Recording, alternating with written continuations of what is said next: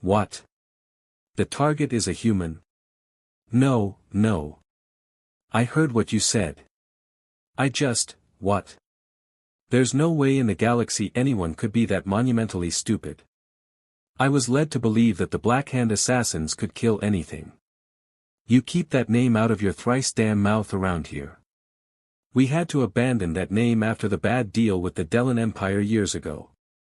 I don't care about any empire. I want you to kill a human. The assassin's mandibles clicked angrily in agitation. We don't take contracts to kill humans. Then I'll just contract someone else. You can try. None of the other guilds in the galaxy will take that job, and even if you found an independent with a death wish, they won't get the job done. Not without them either dying or ratting you out. You can't really believe that humans are unkillable. I never said they were unkillable.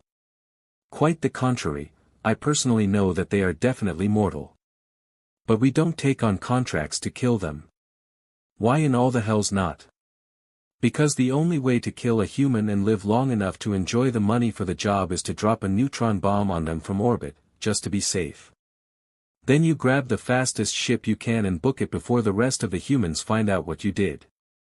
After that, I suggest finding a way to another galaxy and staying there for the rest of your miserable life. You're having me on. Tell me, does the planet you come from have compulsory education? What does that have to do with anything? Indulge me. Yes. 10 years of basically teaching our young how to be as obedient as a Rassian drone. Sounds about right for any government-run public education. You learn any history lessons there? Some.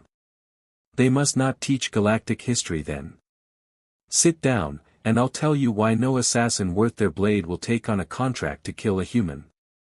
The drinks were ordered, and the old assassin took a long drag on his before he turned to his new drinking companion. You remember I mentioned the Delan Empire? Yes. What of it?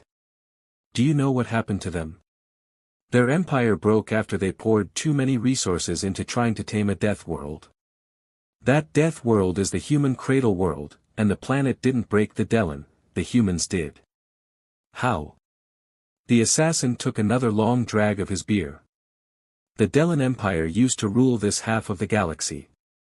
Hundreds of species and civilizations held in thrall or crushed into dust. Serve or die, that was the Delan way.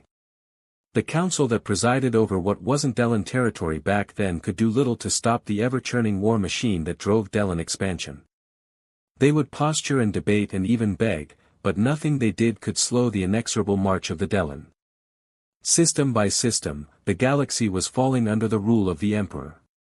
Then they happened upon a system that was called Sol by its inhabitants.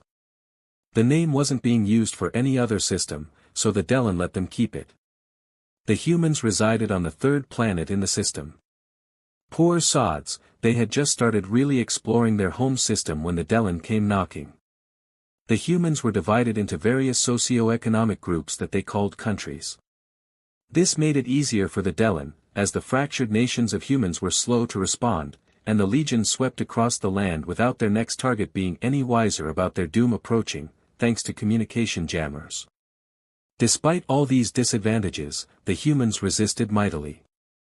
1 galactic standard month, that's how long it took for the Delan to claim dominion over the planet. Most pre-FTL worlds fell within a week, but those humans fought like demons, especially when the remaining countries finally figured out that they were being invaded. They even managed to bring the Delan ground troops to a halt once before reinforcements were dropped and the last bastion of resistance fell. From there, it was the usual boring administrative tedium, splitting the new slaves into work groups and assigning them jobs that would ultimately benefit their new overlords. Many of the surviving humans were farmers and ranchers, so the Delan let them do what they were good at. An army marches on its stomach, I believe is the old human saying, and the Delan war machine was hungry indeed. A few 100,000 were taken off-world to work in the mines elsewhere. Those humans are unnaturally strong and durable due to the high gravity of their world, so they excelled at the dangerous task of mining. The worlds and species conquered by the Delan usually followed a handful of events as though they were reading from the same script. First, There was a year or two where the overlords and administrators would have to be very liberal with the whip until the slaves learned the new order of things. Then there'd be a few years of relative peace, followed by a period of rebellions and uprisings 5 to 10 years after the initial conquest.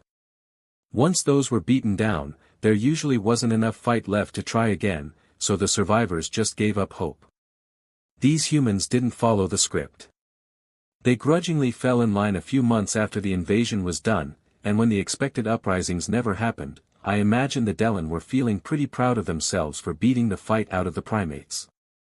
If I only had one compliment to give the humans, it would be this: they are natural hunters. They know how to wait patiently for the perfect time to strike. For 20 Earth years, the humans worked and lived and bred like cling rats. Not that the Dellen cared how many more humans were being born, more meat for the grinder, they would say. They would even give incentives like extra rations and special privileges if a human female produced more than 4 offspring. If only the Dellen knew the humans weren't breeding more workers, they were growing an army.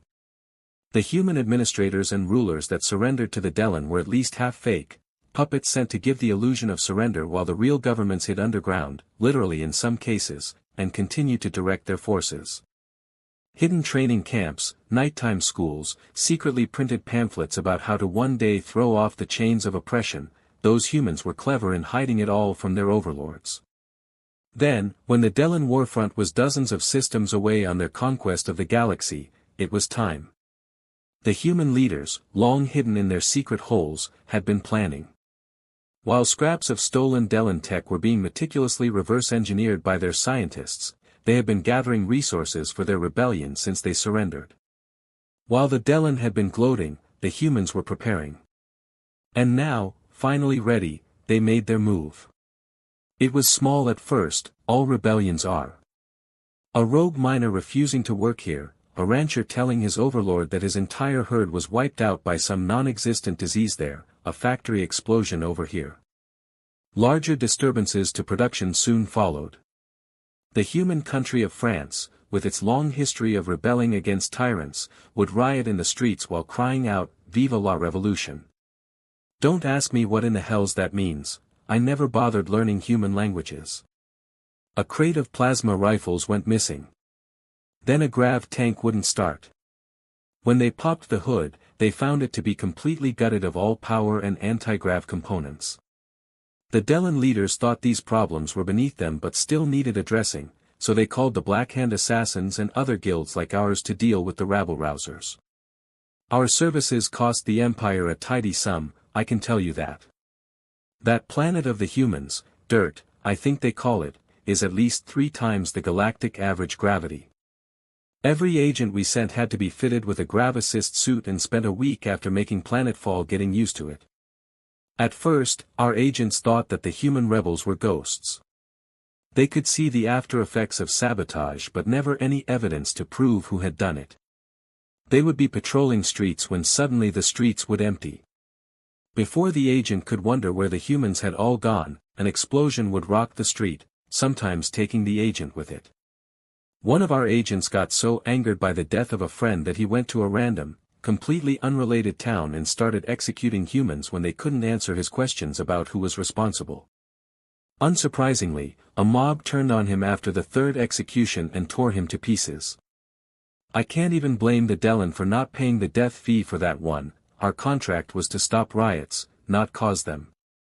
The contract was quickly going bad. Sure, we were killing humans like we were being paid to, with the kind of surgical precision we were known for, but what good is money if you can't even make it off-world to spend it? Before long, we couldn't walk on the surface of their planet without heavy escort by Dellen troops. The humans would strike without warning and fade into the background. On the human continent of Africa, an agent was lured onto the savannah as he was chasing one of the human rebels, only to find himself set upon by a pack of feline predators. Those humans had even wrangled the lesser beasts of their world into fighting. The number of agents we lost to the humans' canine companion species cannot easily be counted, and the less I say about the death trap the humans call Australia, the happier I shall be. First one regional administration center fell silent, then another. By the time the Delan nobles finally took notice of this new problem, the entire planet had fallen silent. And not just dirt, but anywhere that a human had been taken to work was showing similar signs of resistance. One can only assume that they had been fostering rebellious notions with the other slave species of the Delan. The gods only know how they managed to communicate with each other across the void of space. Before you say anything, yes, the Delan did have patrol vessels meandering throughout the region to suppress just this kind of thing, but those had fallen silent too. The humans had gotten spies aboard and either destroyed or captured the vessels. These too were sent to their scientists to be examined. And now, without Delan supervision, the humans uncovered the secret factories and forces they had been cultivating for years. Huge manufactories churning out components for space docks and eventually starships that the newly uncovered launch facilities hurled into orbit to the tune of several thousands of tons per day. By the time the light response vessels made it to human space, they were no match for the humble fleet the humans had managed to build with stolen Delan technology. It is no falsehood to say that the Delan were victims of their own hubris. Every time they lost a response vessel or patrol fleet, they would just send another. They were too focused on expanding their borders to recognize the rot eating away at their empire from within. When the Delan finally got tired enough of the cost of sending light response fleets into the area to pull a conquest fleet from the front, the human world and the next 3 conquered systems in any direction had fallen silent. When the conquest fleet arrived 10 systems out from Sol, they faced a fleet of not just humans but all of the slave species in the region. After that victory for the humans, the Delan Emperor must have been getting nervous. All of his fleets were halfway across the galaxy, and the humans were sat between him and his armies. An emergency call went out for all fleets to immediately recall directly to the imperial capital, and any guilds like the Black Hand were called in to assist. By that time, we had lost almost 2/3 of our guild, so we refused the call. It ultimately saved us. The humans, after decades of clandestine operations, were well versed in ferreting out spies and saboteurs within their own ranks. 7 other assassin guilds were completely wiped out. We knew it was a fool's errand, no matter how much the Empire was willing to pay. While the Delan fleet gathered in their home system, plans were made to meticulously spread out and scour the empire of the rebels. This ended up being the final nail in the coffin. You see, while the Delan Empire consolidated and planned, the humans spread quickly through the now enemy-free void and went to every subservient species in the Empire, threw down the Delan administrators controlling them, and gathered them to the cause. Everywhere the humans went, they fanned the flames of rebellion, and the galaxy burned. The ineffective council in the part of the galaxy that had yet to be conquered by the Empire had eagerly joined with the humans in their fight. Throughout the Empire, the oppressed and enslaved were throwing off their shackles by the trillions and raising their fists in defiance. Forge World still churned out ships and Agri-World still raised crops and livestock, but for the new Galactic Alliance, not for the Delan. Cut off from the supply lines that kept the Delan Empire running, internal strife started to take hold within the Imperial forces. Fleets of conquest went out from the Imperial capital and never made it more than a dozen systems before they were set upon by the Human Alliance. Much like on their home world, the humans would strike like lightning and disappear into the black. Try as they did, the Delan fleets were never quite able to pin down the humans in a fair fight. This went on for months as the Delan legions were slowly bled dry. Ambushes, false distress signals, EMP mines hidden in clouds of wreckage, nothing was beneath the humans so long as the enemy could be destroyed. When the Allied fleets finally breached Delan Prime, they found a starving and fractured fleet tearing itself to pieces. When the human admiral hailed the fractured flotilla and the Delan captains saw the sheer scale of the armada before them, they surrendered straight away.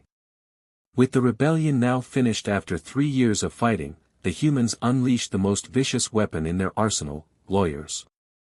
They dragged the Delan Emperor himself from his throne, and all of the Delan nobles and administrators and lash holders that had ever oppressed a sapient being were rounded up. And then the humans dragged them through what is now our modern court system.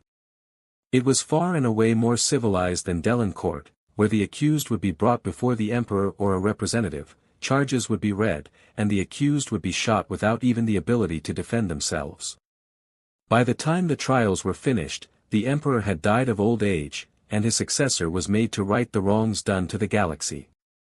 The Empire was broken, and all that is left of the Delenn is a few systems in the far reaches of the galactic southern arm. Many feared that the humans would turn around and conquer the galaxy for themselves. However, within a year of the Delenn surrender, the humans had dismantled over half of their fleet and scattered the rest around the galaxy for pirate hunting and general peacekeeping. Our guild was extremely lucky that the humans understood that we had broken our contract. They let us live with the promise that the Black Hand would be permanently dismantled. Those humans whittled us down to a mere third of our number before the rebellion even left their home planet. A third. We were the top assassin guild in the galaxy, and now we are a loose, unnamed group of independent agents. So you see, young one, we don't kill humans.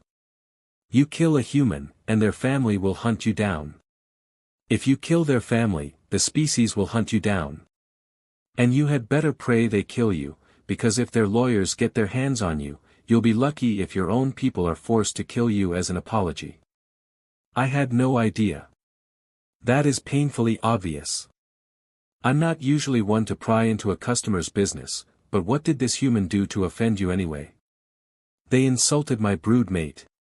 The assassin laughed. Ha! Is that all? Then insult them back, you fool. If it really bothered you, then punch them in the face. But you said we don't kill humans, but those crazy apes love to fight with words as well as their fists, and you'll have a better chance of survival that way. Chances are you wouldn't be able to physically hurt them, but if you took the time to explain to them that you were offended, they may even apologize. They would do that. They are monsters on the field of battle and demons when they have been wronged, but they are not uncivilized. If they were, they couldn't have rebuilt the council to what it is today. They hold the head chair position and will likely do so for generations to come. They are a firm race but fair in their adjudication. The assassin drained the last drops in his glass and looked balefully at the empty vessel. Now then, my cup is empty. Unless you wish to fill it again, I think we're done here.